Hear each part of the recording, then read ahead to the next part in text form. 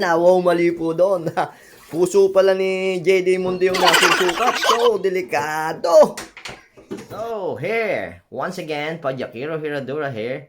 On Sunday, me and my friend JD Mundi TV ride and late afternoon, we went to Car Geronimo to just bring the jersey and just to see the Wahoo Kickr and his new Gold. So, and Car Geronimo setting up the Wahoo Kickr. So I thought just to spin a few bit and to feel what look like, but set it up and let us ride it. So I'm telling you, this Wahoo Kickr here, it's awesome. It's really awesome. You can see on my video. So let's start. But before we go home, I would like to congratulate JD Mundi and Eric Provinciano for their YouTube monetization. So they are monetized now. So they are just waiting for the pin. So thank you very much to all na nag-subscribe sa kanila at nag-support. So congratulations JD Mundi and Eric Provinciano. Here I am. I'm still sharing video and I just wait. I can wait. No, I'm not angry, but I'm very happy for you, both of you, that you get your target. And no, I don't want to chase you because it's hard. YouTube is not science, so it is a marathon, they say. But well done to both of you. So here in first, no warm up, and I sit 700 watts for the first spin, and it's getting harder, and you can see on my muscle, on my legs, what it is. It's really working.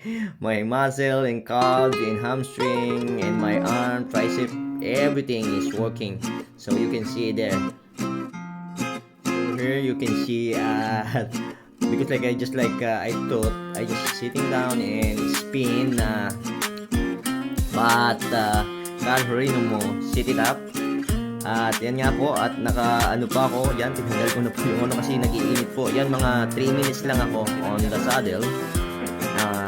Talaga naman po, it's really hard. Yeah, I can say that really hard. It's like real.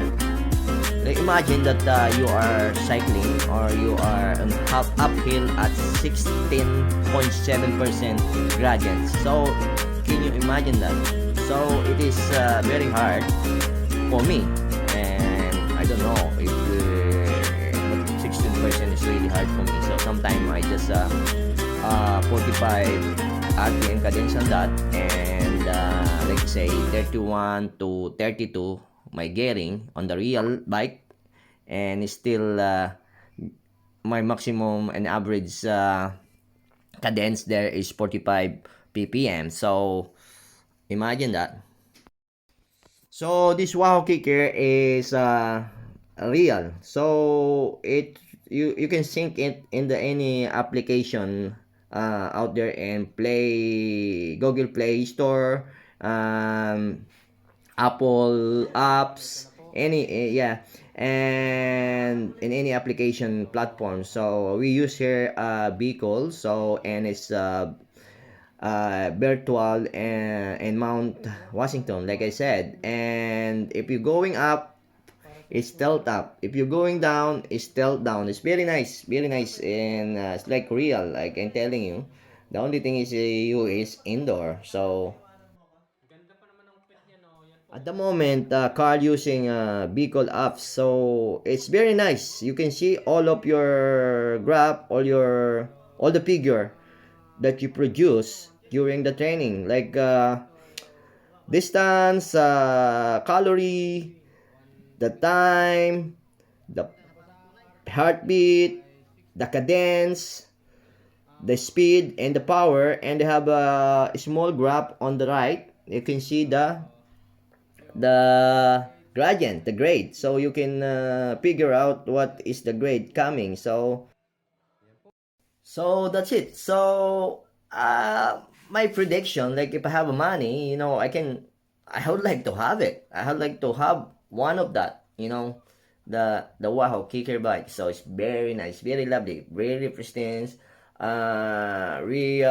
realistic feel. It's like I can say for me, it's like say 99 something, but I never tried the other, like for, the Wahoo Kickr or Wahoo Core and any trainer. But this time, I'm I'm going up straight away to Wahoo Kickr Bike. So I feel it's like awesome, like very nice trainer. It's like if I have a money or I have savings, I want to have one of that. But anyway, thank you, Geronimo, to letting us ride your Wahoo Kickr. So thank you very much. You're awesome. You're sexy, man. So before we finish, like I would like to shout out to Chib TV. So she's always on my premiere, and she really supporting me, and I would like to thank him for always there. And I hope she stays safe, and if she ride, keep ride safely all the time. And so kita kits Chib TV. If I got home, I would like to meet you or in all the kapadyak there. And thank you very much for your support.